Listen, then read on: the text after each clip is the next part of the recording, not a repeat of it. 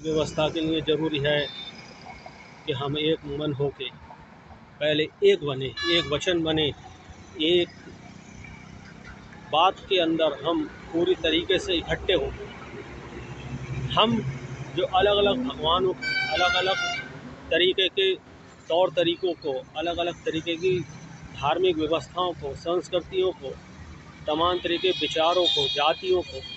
हर एक तरीके की अलग अलग क्षेत्र और भाषाओं को हम जो मानते और जानते हैं,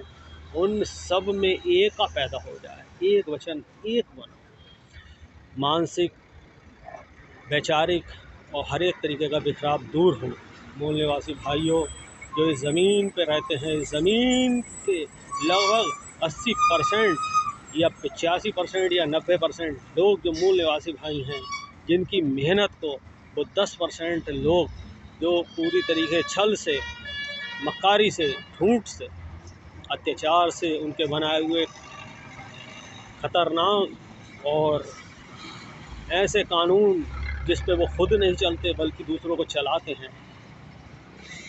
उन सारे वरिष्ठ पदों पे जो वो लोग काबिज़ हैं, शासन सत्ता पे काबिज़ हैं, इन शासन सत्ता से पूरी तरीके से अपने आप को मुक्त हम कैसे करें,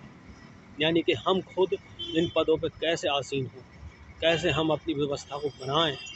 जो कि दूसरों के और किसी के खिलाफ में ना हो, लेकिन हमारे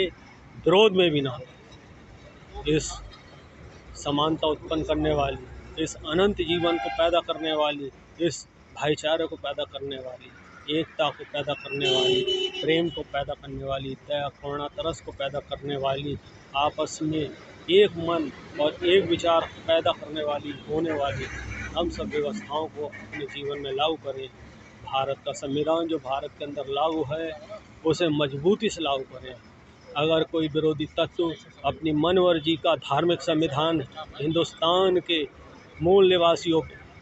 ओबीसी, एसटी, एससी पे लागू करना चाहता है, तो उसका हम तगड़े तरीके से विरोध करें और पूरी तरीके से उसे पैरों तले कुचलने के लिए तैयार रहें। क्योंकि